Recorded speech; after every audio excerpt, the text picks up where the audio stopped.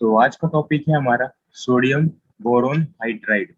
तो ये एक आपका रिएजेंट सीरीज चल रहा है। जैसे कि हम लोगों ने इसके पहले क्लास में लिथियम एल्यूमिनियम हाइड्राइड और डाइबल एच को कवर कर लिया था, तो आज के लेक्चर में हम लोग कवर करेंगे सोडियम बोरोन हाइड्राइड। तो चलिए इसके बारे में थोड़ा डिस्कस करते हैं कुछ। तो यहाँ पर सबसे पहले मैं हेडिंग डाल देता हूँ, सोडियम एन ए बोरोन या फिर बोरो हाइड्राइड NaBH4। Okay, clear. इसको कभी कभी शॉर्ट में हम लोग NBH भी कहते हैं, NBH। ओके, चलो। तो इसके बारे में कुछ बातें डिस्कस हम लोग यहाँ पर जैसे कि करने जा रहे थे, तो देखना इसका पहले मैं नाम ले देता हूँ, सोडियम बोरो हाइड्राइड। ओके, चलो। तो यहाँ पर जो आपका सोडियम बोरोहाइड्राइड होता है, ये दिखता कैसा है? देखो, अगर मैं इसके आयनिक फॉर्म की बात करूं, तो ये आपका जो होता है कुछ इस तरीके से होता है, Na+BH4-। ओके, तो ये रहा इसके ionic form equation.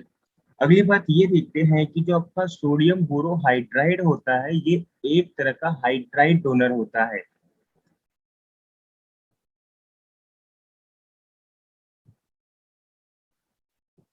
Hydride donor का मतलब ये होता है कि इसके हाइड्रोजन के पास एक नेगेटिव चार्ज रहेगा। ओके, तो ये हमारा होता है हाइड्राइड, इसे हम लोग कहते हैं हाइड्राइड। आप ऐसे ऐसे भी लिख सकते हैं उसको, हाइड्राइड। Okay, H-। क्लियर, चलो ठीक है। अब आगे बात करते हैं ये कि ये जो आपका सोडियम बोरोहाइड्राइड है, ये एक तरह का न्यूक्लियोफिलिक रेड्यूसिंग एजेंट है। न्यूक्लियोफिलिक रेड्यूसिंग एजेंट है।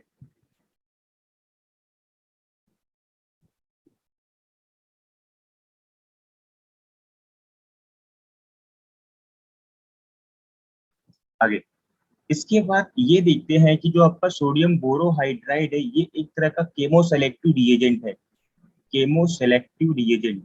तो आप लोगों के मन में ये डाउट निकलता होगा कि केमो सेलेक्टिव रिएजेंट का मतलब क्या होता है। तो देखो, मैं आपको समझाता हूँ। मान लो आपके पास कोई एक रिएक्टेंट गिवन है। अगर उस रिएक्टेंट के अंदर अगर आपको दो या दो से ज्यादा अगर फंक्शनल ग्रुप दिख रहे हैं, और तो होता क्या है कि केमो सिलेक्टिव मतलब क्या होता है कि सिर्फ एक पर्टिकुलर फंक्शनल ग्रुप का ही रिडक्शन कर पाएगा, बाकी को वैसे का वैसे रहने देगा। तो इसका मतलब होता है केमो सेलेक्टिव। ओके, चलो आगे। फिर इसके आगे बात करते हैं कि ये जो हमारा सोडियम बोरोहाइड्राइड है, ये एक वीक रिड्यूसिंग एजेंट है लिथियम एल्यूमिनियम हाइड्राइड के कंपेयर में। LiAlH4 के कंपेयर में ये वीक हो जाता है NaBH4। तो इसके पीछे का रीजन समझते हैं। इसके पीछे का रीजन ये है कि आपका लिथियम एल्यूमिनियम हाइड्राइड में जो हम लोग बॉन्ड यहाँ पर देखते हैं, ए एल्यूमिनियम और हाइड्रोजन का देखा जाता है। और अगर मैं बात करूँ इसमें सोडियम बोरोहाइड्राइड में, तो हमें यहाँ पर बॉन्ड देखना होता है बोरोन और हाइड्रोजन का। तो सबसे पहले बात ये करना है कि ये बॉन्ड जो है, ये एक्चुअली बॉन्ड ही डिसाइड करते हैं इनकी रिएक्टिविटी को लेके। तो देखो, एल्यूमिनियम जो है आपका, ये यहाँ से आराम से क्या करेगा, H- को डोनेट कर देगा, क्योंकि एल्यूमिनियम और H का बॉन्ड है। तो एल्यूमिनियम की इलेक्ट्रोनेगेटिविटी बहुत कम होती है, क्योंकि मेटल होता है, वो तो आराम से दे देगा। लेकिन अगर मैं बात करूँ बोरोन और हाइड्रोजन का, तो ये इसकी इलेक्ट्रोनेगेटिविटी एल्यूमिनियम के कंपेयर में ज्यादा होती है, और एक मेटलॉइड है। तो ये वाला बॉन्ड टूटना बहुत ये हो जा हार्ड हो जाता है, जिस वजह से इसकी रिएक्टिविटी डिक्रीज हो जाती है। ये बात याद रखना। तो इसके पीछे का रीजन ये होता है। तो चलो आगे बढ़ते हैं अगले पेज पे। तो अगला पेज पे हम लोग ये देखेंगे कि इसका जो एक्सपर्ट रीजन है वो क्या है, मतलब ये कहाँ कहाँ पर अक्सर ये यूज करना होगा हमें। देखो, एक्सपर्ट एरिया आप लोग भी कह सकते हो, रीजन एरिया। तो देखो, तो ये इसे हम लोग कहाँ कहाँ यूज कर देते हैं। सबसे पहले आपका एल्डिहाइड में।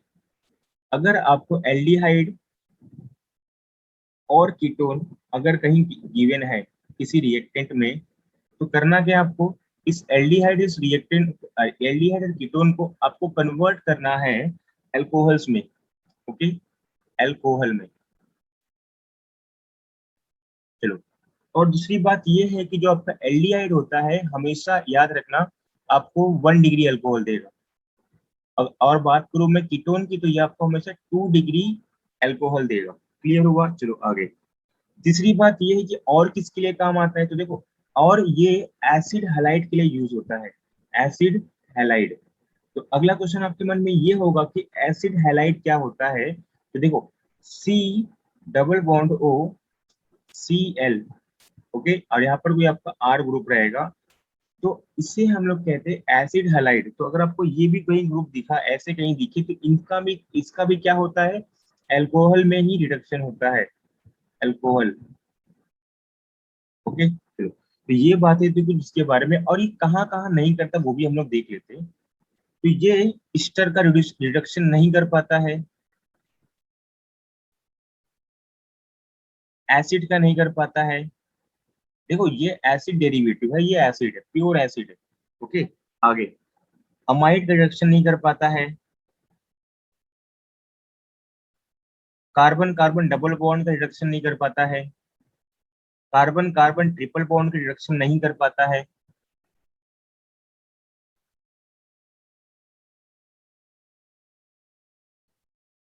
ईथर का रिडक्शन, अरे इपोक्साइड का रिडक्शन नहीं कर पाता है, इपोक्साइड मतलब ये कुछ ऐसा, इसका रिडक्शन नहीं कर पाता है। तो ये सब चीजों का ये रिडक्शन नहीं कर पाता है सोडियम बोरोहाइड्राइड। चलो आगे बढ़ते हैं यहाँ पर। तो दूसरी बात ये देखते हैं कि इसका स्ट्रक्चर जो होता है कैसा होता है, तो यहाँ पर हेडिंग डालते हैं स्ट्रक्चर।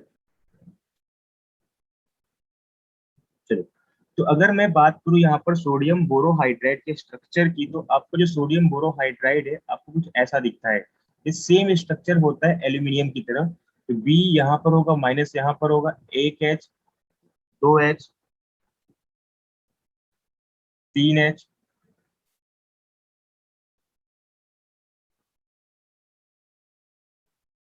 चार एच।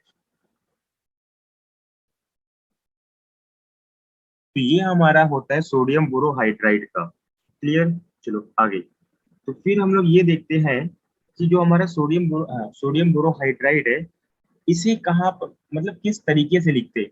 ओके, यहाँ पर अगर मैं तरीके की बात करूँ, तरीका क्या होता है इसका लिखने का, चलो ये देखते हैं। तो अगर जब कभी अगर आप सोडियम बोरोहाइड्राइड यूज करते हो, तो याद रखना आपको पोलार प्रोटिक सॉल्वेंट यूज करना होगा, पोलार प्रोटिक सॉल्वेंट।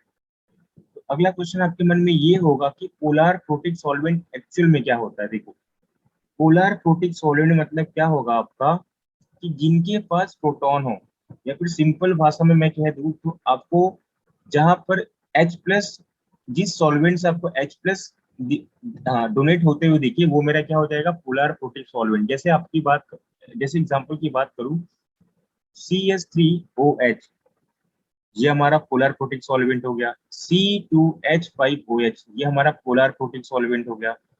H3O+, ये हमारा पोलर प्रोटिक सॉल्वेंट हो गया।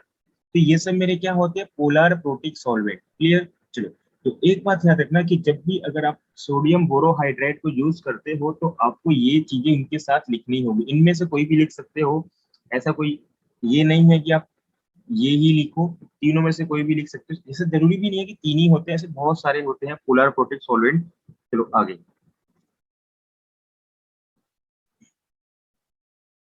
तो आगे की बात ये देखते हैं कि यहाँ पर जो है, एक हम लोग एग्जांपल लेके देखते हैं।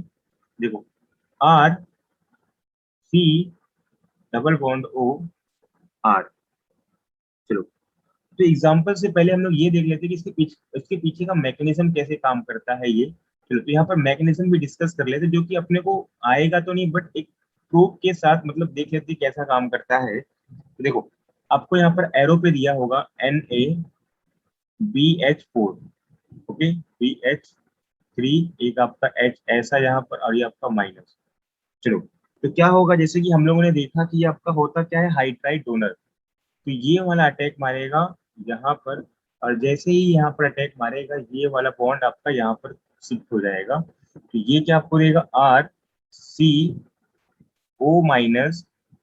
और ये आपका हो जाएगा H, और ये आपका रहा R, और इस ऑक्सीजन के साथ आपका कनेक्ट हो जाएगा ये। बी एच टू एच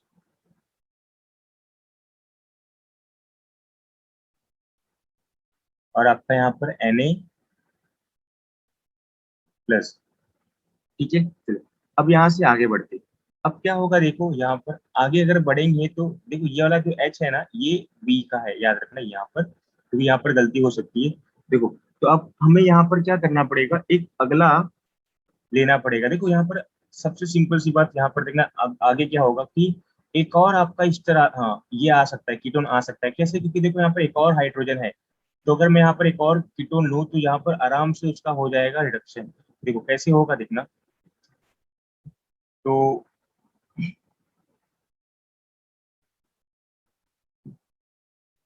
ये वाला निकलेगा और अटैक मारेगा, जहां पर क्या हो जाएगा, ओ ओ ओ माइनस, और ये बी एच टू को मैं बी एच ऐसा लिखता हूँ, एच, और इसको आपका कनेक्टेड है ओ माइनस, और एन ए प्लस यहाँ पर है, और ये आपका इसको कनेक्टेड है देखो, C H R R. Okay चलो, तो ये हमें बन गया ये। देखो आप चाहो तो यहाँ पर आपके पास देखो, इस पे ध्यान देना, आप गौर करना। देखो यहाँ पर दो एच अभी भी रिमेनिंग है, तो यहाँ पर आप दो और कीटोन ऐड कर सकते हो। टोटल आप दो कीटोन और ऐड कर सकते हो। तो मैं यहाँ पर ऐड नहीं कर रहा हूँ, क्योंकि ऐड करूंगा तो बहुत लंबा हो जाएगा। तो ये एक्चुअली मैकेनिज्म में आपको इसलिए बता रहा था कि आपको ये मालूम पड़े कि आपको कितने मोल कीटोन लेने होंगे एक, जब आप NaBH4 यूज करते हो। तो आप यहाँ अगर काउंट कर लो, दो यहाँ की का हो गए, एक यहाँ का हो गया, एक यहाँ का हो गया, तो आपको टोटल 4 मोल जो आपका कीटोन होगा, चाहे एल्डिहाइड होगा, ओके, कीटोन होगा चाहे एल्डिहाइड होगा, आपको इनके 4 मोल लेने होंगे। और ये आपको रिएक्ट करने होंगे 1 मोल सिर्फ NaBH4 के साथ, जैसे कि आप यहाँ पर देख सक रहे हो। ओके, तो ये बात हमेशा याद रखना। इसके मैकेनिज्म के पीछे का यही रीजन था कि आपको ये समझाना कि आपको कितने टोटल मोल लेने होंगे कीटोन के। तो हम लोग को यहाँ पर साफ साफ दिख रहा है। ओके चलो, तो हम लोग यहाँ से आगे बढ़ते हैं।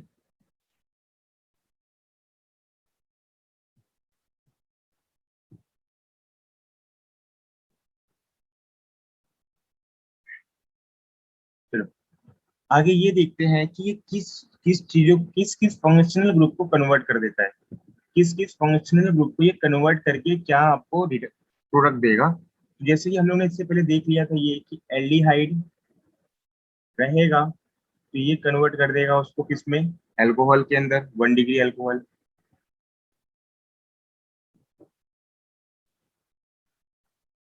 आगे अगर आपका कीटोन रहेगा तो क्या होगा, तो अगर आपका कीटोन रहेगा तो वो कन्वर्ट हो जाएगा 2 डिग्री अल्कोहल में। अगर आपका एसिड हैलाइड रहेगा तो वो कन्वर्ट हो जाएगा अल्कोहल में, एसिड हैलाइड। ये हम लोग ने देखा था पहले। ओके, और क्या देखा था हम लोग ने, देखो और तो नहीं देखा था, तो और क्या यहाँ पर चीजें नोटिस करनी है, देखो नया कुछ लिख रहा हूँ यहाँ पे। अगर आपके पास कुछ ऐसा कंपाउंड रहा, N2BH4 माइनस और यहाँ पर प्लस, तो ये आपको डायरेक्ट क्या देगा, बेंजीन देगा। आगे अगर आपके पास एजाइड है, RN3 है, तो ये आपको देगा अमाइन देगा, RNH2, डायरेक्ट 1 डिग्री अमाइन। तो ये सब चीजें कुछ आपको नोट करनी होंगी। तो यहाँ पर कुछ हम लोग क्वेश्चन सॉल्व कर लेते हैं इसके बेसिस पे। देखना, क्वेश्चन सॉल्व करने से पहले, हाँ, इसके पीछे हम लोग कुछ क्वेश्चन सॉल्व कर लेते हैं। देखो जैसे कि अब मान लो कि आपको यहाँ पर दिया R, C double bond O R, तो आपको यहाँ पर दिया है मान लो NaBH4, और आपको यहाँ पर H3O प्लस दिया है। तो करना क्या है, देखो बहुत इजी है, इस चीज को ध्यान से देखो और उसमें इसको कन्वर्ट कर दो इसके अंदर, COH H, ये R हो गया आपका। तो देखो एक्चुअली करना क्या है आपको, देखो सी डबल बॉन्ड ओ को सिर्फ और सिर्फ रिप्लेस करना है COH H2। बस आपको ये याद रखना है, जब भी अगर आप ये सॉल्व करोगे इस क्वेश्चन को, तो आपको ये याद रखना है कि कन्वर्जन ऐसे करना है। क्लियर हुआ? याद रखना हमेशा। तो ये हमारा था NaBH4 के बारे में। तो मिलते हैं अगले टॉपिक के साथ अगले लेक्चर में।